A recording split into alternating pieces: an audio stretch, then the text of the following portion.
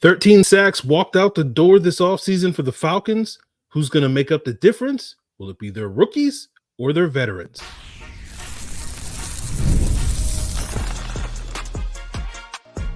You are Locked On Falcons, your daily Atlanta Falcons podcast. Part of the Locked On Podcast Network, your team every day. Welcome back, everyone, to another illustrious episode of the Locked On Falcons podcast, your daily Atlanta Falcons podcast, part of Locked On Sports Atlanta, your team every day. And guys, if you don't know me, I'm your very humble host, Aaron Freeman. Been covering the Falcons for far too long, formerly at falcfans.com, RIP, but still going strong in this illustrious podcast where some people know me as Sirius Black, a.k.a. Mr. Drew, a.k.a. the Jolly Green Giant, a.k.a. the iron that sharpens the iron, a.k.a. Mr. a.k.a. And I appreciate each and every one of you that is a everydayer of this podcast that makes it your first listen or first watch of the day. And all you got to do to become an everydayer, subscribe or follow for free on YouTube or wherever you listen to podcasts, and you'll get the latest episode as soon as it is available. So later in today's episode, we'll be joined by Roman Tomashoff of Locked On Huskies, who he's already talked with us about his thoughts on Michael Penix, his thoughts on Jimmy Lake, even some Caleb McGarry and Kevin King thoughts as well. Well, there's another Washington Husky on this Falcons roster. That is Bralen Trice. And speaking of Bralen Trice, the bulk of our conversation today will sort of talk about the trio of rookies, no offense to Zion Logue, that the Falcons drafted in rounds 2, 3, and 4, including Bralen Trice, along with Ruke Orhorhoro and Brandon Dorlus, that are expected to potentially impact this pass rush, and we'll talk about what their expectations are, as well as, what should we really be counting on certain internal veterans, I guess, to step up more so than these rookies being major contributors in year one. So, let's break down the situation the Falcons are in. They finished 21st in the NFL last year with 42 sacks, and they lost 13 of those 42 sacks with the presumptive departures. We already know Bud Dupree won't be back because he's with the Chargers, I think, and presumably Calais Campbell's not going to be coming back. Those guys both had 6.5 sacks, and so they lost 13 sacks. And now you look at the established players that the Falcons have added this offseason, not much. James Smith-Williams had 1 sack last year. Eddie Goldman, who hasn't played football in 3 years, but the last time he did play football in 2021, he had 0.5 sacks, right? And then you factor in, Grady Jarrett only had 1.5 sacks last year in 8 games. Presumably you can double his total and get to, 3.2 sacks over a 17-point game. So we'll round it to 3. So he can add another 1.5 sacks. And, Kentavious Street had 1 sack in 5 games. We're not going to extrapolate Kentavious Street because I don't 100% know if Kentavious Street's going to make the roster at this point in time. The same conversation could be had about Eddie Goldman at this point in time. So we'll just sort of assume that the Falcons have added 3 sacks between Smith-Williams, Eddie Goldman, Grady Jarrett, right? So they have a net loss of about 10 sacks so far this offseason. And, I think a lot of people are expecting these rookies and Ruke, Trice, and Dorlus to make up the difference. And we'll talk about the sort of realistic expectations for these guys, right? Where it's like, okay, well, they could definitely make up the difference if they each get basically 4 sacks, right? That would give you 12 additional sacks to however many sacks you added in a world where you don't really add sacks. That will make up the difference potentially for the 13 that you lost. And so one of the things I did was I went back over the last 5 years and looked at rookie sack totals and pressures for interior D linemen and edgers that were drafted in rounds 2, 3, and 4, like Ruke, Trice, and Dorlus. And for a second round defensive lineman like Ruke Orhorhoro, the average over that period of time for what their production was in year one, again, focusing on year one, was 0.9 sacks and 14 pressures. For a third round edge like Bralen Trice, it was 2.1 sacks and 14 pressures. For a fourth round D lineman like Brandon Dorlus, it was 0.3 sacks and only 4 pressures. And so if those guys are just the average player at their respective positions, the average rookie in terms of their production, your rookies, instead of giving you, the 10 to 12 sacks that I think people are hoping and wanting, you're only getting about 3.3 sacks. Now, if you let's say all of those guys, because maybe they'll get more opportunities here in Atlanta, they're maybe better than guys that are typically drafted in some of those rounds, right? Let's look at them if they're all, second, if they perform like a second round edge and D lineman. And so that would mean Ruke and Dorlus as interior D lineman would combine for about 1.8 sacks and 28 pressures. And Trice again would have his second round edges average about 2.3 sacks and 18 pressures. So again, that's only really adding up to about 4.1 sacks. So, when we look at how many of these rookie D linemen, had 4 or more sacks in their first year, there's only one in this 5-year sample out of the 44 D linemen that were taken in rounds 2 and 3 and 4 in that period of time. That of course was Kobe Turner with the Rams last year.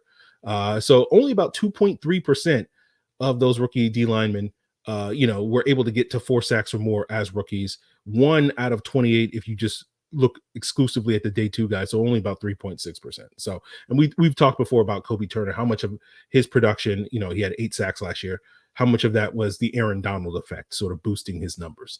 And then when you look at the edge rushers, how many of those guys had 4 more sacks as rookies? 9 out of 58. So a much better percentage, 15.5%, 8 out of 41 of the day 2 selections. That's about 20%. So, the odds are better that Bralen Trice might get to 4 sacks because he's an edge rusher. And, I don't think I'm breaking new ground telling people that edge rushers tend to get more production than interior D linemen when it comes to sack production. But these numbers really reiterate a point I've made on the podcast over the years, many times, countless times. Is like you can't really count on rookies to produce, right? And that seems especially true when it comes to pass rushers. I know Pro Football Focus did a study roughly 4 years ago where they looked at how different position groups perform over the course of their first 4 years, looking at their WAR metric, which is their wins above replacement metric.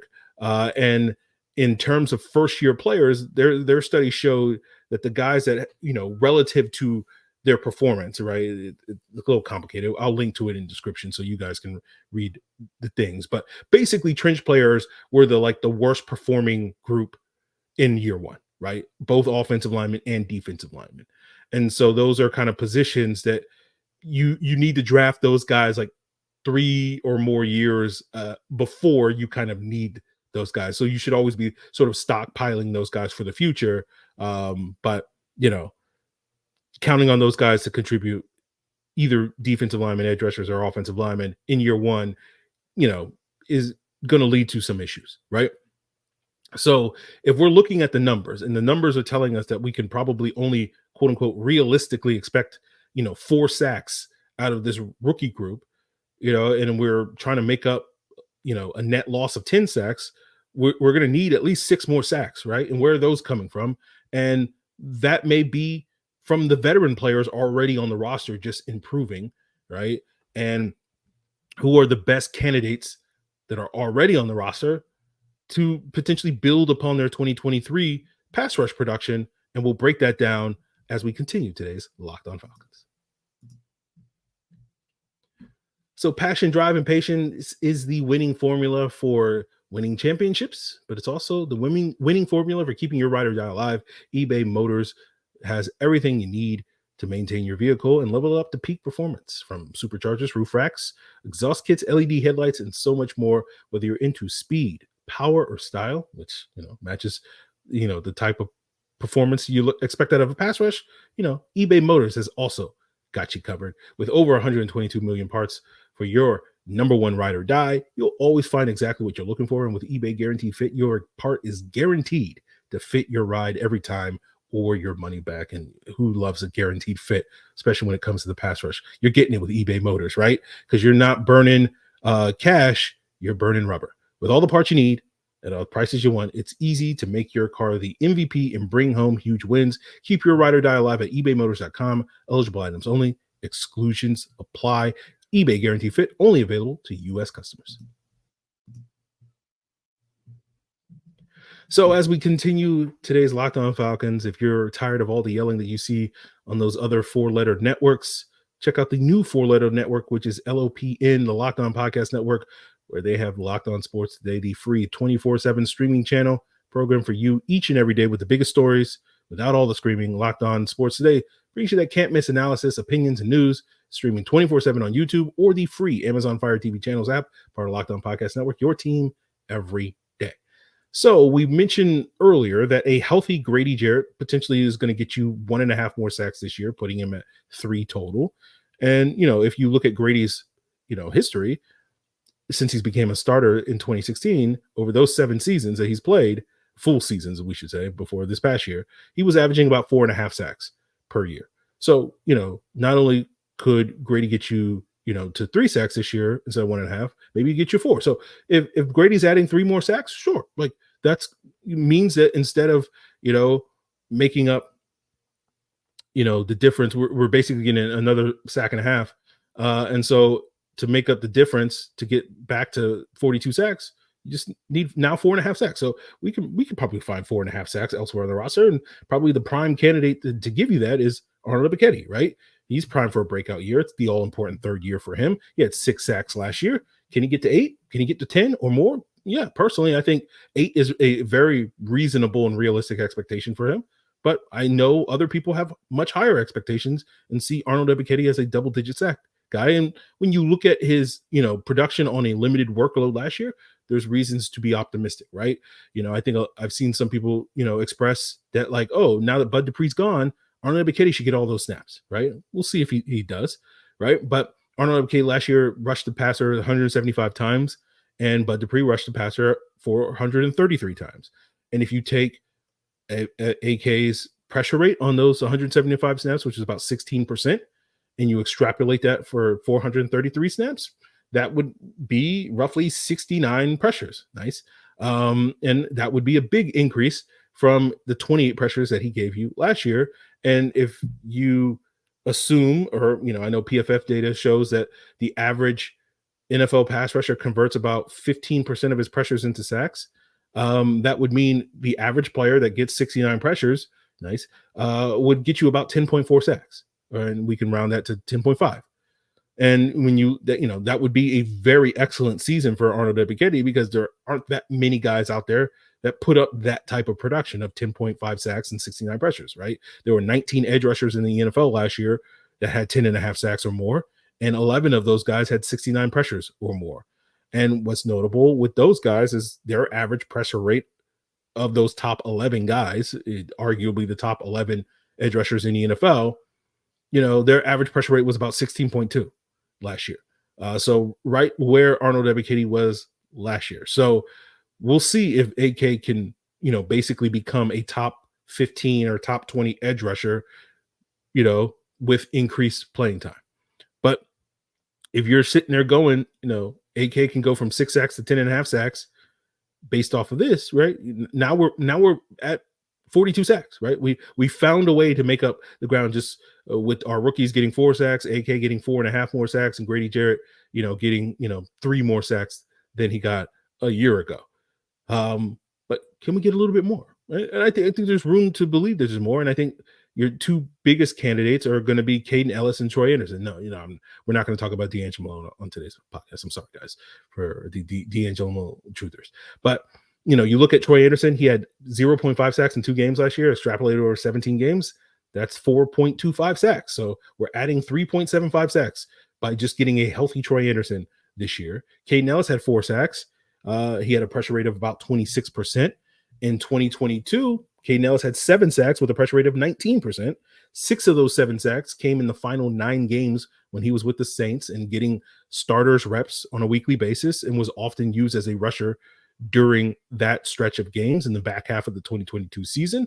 And if you go back to around this time last year, I think around June, we were talking about if you were going to bet on anybody of all the additions that the Falcons made in their pass rush to get 10 sacks, it was Kaden Elliss that to me was the best bet to be that sort of guy, right? And so theoretically, that still applies, right? And basically the argument I made a year ago was, theoretically, Kaden Elliss should get probably roughly twice as many pass rush opportunities as a full-time starter in Atlanta. Or I think it was like 1.5 times as many opportunities to rush the quarterback starting 17 games in Atlanta than he did basically, getting starters reps in those 9 games. And if he performs at the same level, right, that's potentially 10 or more sacks for him. And you look at that 9-game stretch he had with the Saints in 2022, about 16.5% of Kaden Ellis's defensive snaps involved him rushing the quarterback. Last year with the Falcons, that number fell down to 9.3% of his snaps involved him rushing the quarterback. And then you contrast that with, Ernest Jones, who was often used as a blitzer in Raheem Morris's defense last year. About 14.3% of his snaps last year came to rush the quarterback. And, part of the reason why Ellis didn't get those many opportunities to rush the quarterback was because of Troy Andersen's injury, right? That they were forced to ask Kaden Elliss to have to cover, tight ends and do more because of Nate Landman's limitations in that regard. And with a healthy Troy Andersen, theoretically, he'll do all those coverage things. He'll be the one asked to cover TJ Hawkinson and Alvin Kamara as opposed to Kaden Elliss and do a better job. And that will allow Kaden Elliss to put his best foot forward as a pass rusher, given his background, as a true edge rusher, defensive end at Utah in college before being converted to an off-ball linebacker. So if we assume Kaden Elliss has the same amount of snaps this year and is asked to rush the quarterback on about 15% of the plays, which would basically split the difference between, what the Rams asked Ernest Jones to do and what the Saints asked Kaden Elliss to do in 2022, theoretically, that would roughly correlate to about 61 more opportunities over the course of this upcoming season for Kaden Elliss to rush the quarterback. So, basically, 3.5 per game, right? And based off of his 2023 pressure rate, as well as his combined sack conversion rates, when it came to what he did in New Orleans and last year, that would theoretically lead to him getting about 3.7 more sacks this year. So the 3.75 sacks that a healthy Troy Andersen will add, plus the 3.7 that Kaden Elliss should have with a healthy Troy Andersen and being able to rush the quarterback, theoretically, you can get 7.5 more sacks. So not only did we break even with the 4.5 sack jump from Arnold Ebiketie and Grady Jarrett, as well as the rookies providing 4 sacks, right? Now you're 7.5 sacks better, theoretically, because of what Kaden Elliss and Troy Andersen. So to me, the real takeaway of today is I wouldn't put too much stock in the rookies. Now, if the rookies come in and outperform, the 4 sacks that we're saying that they might have, great. That's gravy at this point in time. But I wouldn't go into the season thinking, Bralen Trice is going to have 5 or 6 sacks. And, Ruke Orhorhoro is going to have 3 or 4 sacks. And Brandon Dorlus is going to have 4 or 5 sacks or whatever expectations. That's probably not going to happen. Of course, we will certainly celebrate if it does happen.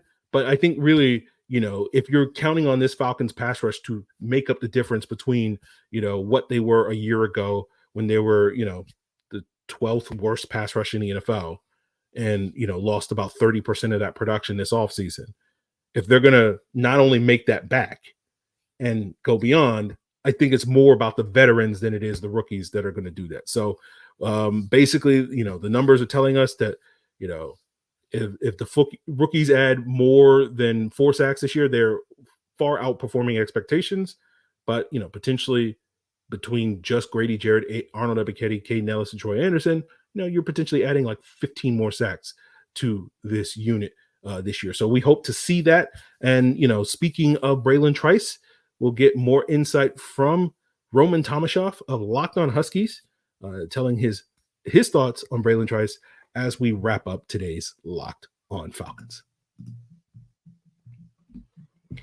So, guys, I want to tell you about our proud sponsor today. That is Yahoo Finance, the brand behind every great investor for the past 25 years. And I hope they can be the brand behind me becoming a great investor for the next 25 years, right? I've lived most of my life paycheck to paycheck. Fortunately, Locked On has been very good to me these last couple of years. And so, I can start to put and save more money aside to, save for the future. And, you want to grow that money because I don't want to go back to living paycheck to paycheck. And whether you're a seasoned investor or you're like me looking for that extra guidance and those first few steps, Yahoo Finance is going to give you the tools and data that you need all in one place. They are the #1 finance destination to stay on top of the often complicated financial news cycle. And they're going to give you breaking news, analysis, editorials, independent research, customizable charts, and so much more. So for the comprehensive financial news analysis and for comprehensive financial news and analysis. Visit the brand behind every great investor, yahoofinance.com. That's the number one finance destination, yahoofinance.com. That's yahoofinance.com.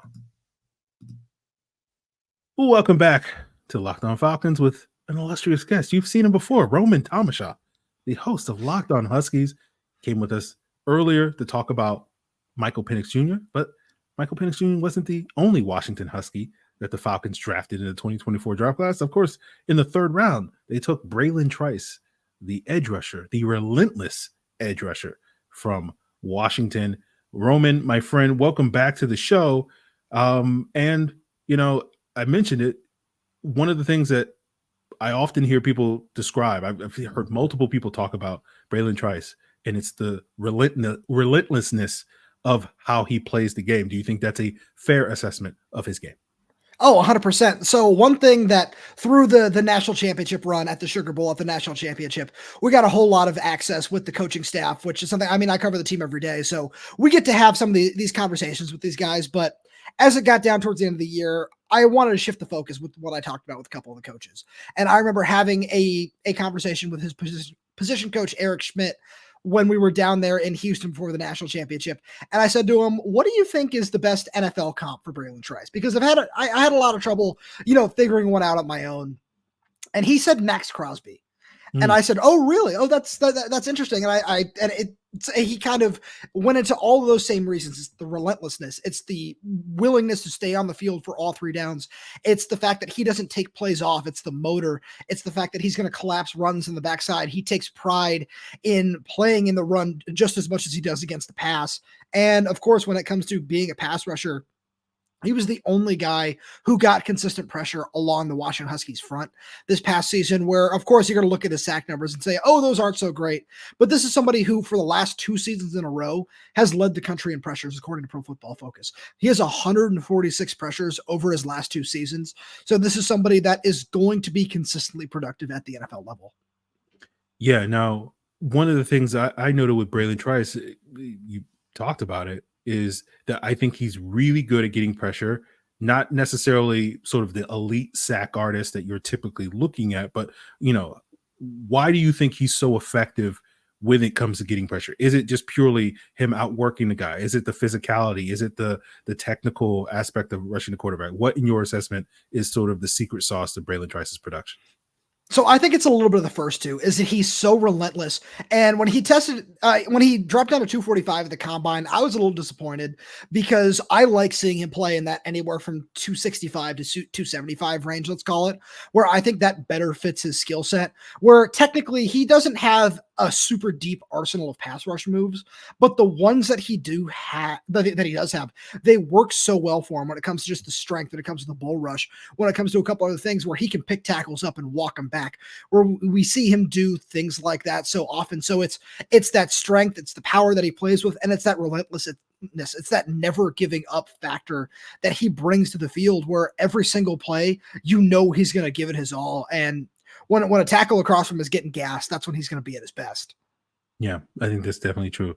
In addition to that skill set on defense, what else are the Falcons getting in Bralen Trice? I think that they're getting a leader where, when we talked about Michael Penix, we talked about somebody with A+ character. We talked about somebody who works really hard, who's just always going to be a guy that sets the tone in the room. And that's exactly what Bralen Trice did on defense. I remember after the Falcons picked him, they tweeted out the little graphic of getting two of UW's 4 captains actually on offense and on defense, which was really cool to see. And as we discussed previously, that's something that they really do look for in the draft process. And that's exactly what Bralen Trice is, where he's somebody that I think can truly end up being a leader. And even though, he's a day 2 pick, a later day 2 pick kind of guy, he's somebody who, if we look back on it in 2, 3, 4 seasons, and he's somebody who the Falcons are trying to build the defense around, that's something that truly wouldn't surprise me at all. So, guys, that's going to do it for us. Thank you, Roman, for, giving me your time to talk all things Washington Huskies. We've spoken a lot to Roman over the last several weeks, talking about Michael Penix, Jimmy Lake, now Bralen Trice, even Kevin King and Caleb McGarry thoughts in there. I really wanted to ask Roman about Marvin Hall, but unfortunately we couldn't get there. But so that is going to do it for us. We'll have more Bralen Trice content coming your way here on the podcast on YouTube on Sunday night, Monday morning on your preferred podcast platforms. So make sure you subscribe on YouTube or wherever you get your podcasts, and we'll give you my sort of comprehensive final breakdown of Bralen Trice. And of course, next week we'll have probably some opportunities for you guys to submit some questions for future mailbags. You can become a Locked On Falcons Insider in order to do that. Link in the description below. You can join the Locked On Falcons Discord. Link in the description below. Or you can send me an email at lockedonfalcons@mail.com for those future mailbags. The Locked On Falcons Insiders do get priority. And you can join to become a Locked On Falcons Insider by hitting that link in the description below. You get a 14-day free trial, then $4.99 a month. You'll get access, immediate access, if you join now in the next 24 hours, to my first impression video breakdown of Brandon Dorlus. Sort of just putting together some clips from like the first 3 games that I watched. I've done this already for the previous Falcons picks, Penix, Ruke, and Trice. And now Brandon Dorlus is next, so you can get access to that if you become a Locked On Falcons Insider, essentially for free, as well as access to those previous breakdowns. You'll get, that one-on-one connection with me. We can talk about what you thought of season 3, or at least the first half of season 3 of Bridgerton, or whatever else is on your minds. So if maybe you want to talk Falcons, I don't know, guys, whatever you're into, weird, like Falcons, Locked On Bridgerton, baby. Lady Whistle Down. But anyway, I haven't even watched the new season yet, so don't spoil anything for me. Yeah, we'll get to it this weekend. Anyway, so you guys can do that. All right. So check it out. Become a Locked On Falcons Insider so that you can do all that stuff. I'm done talking at this point in time, guys. Really appreciate it. Till then, check out Locked On Sports Today, Locked On NFL. It's all part of Locked On Podcast Network, your team every day.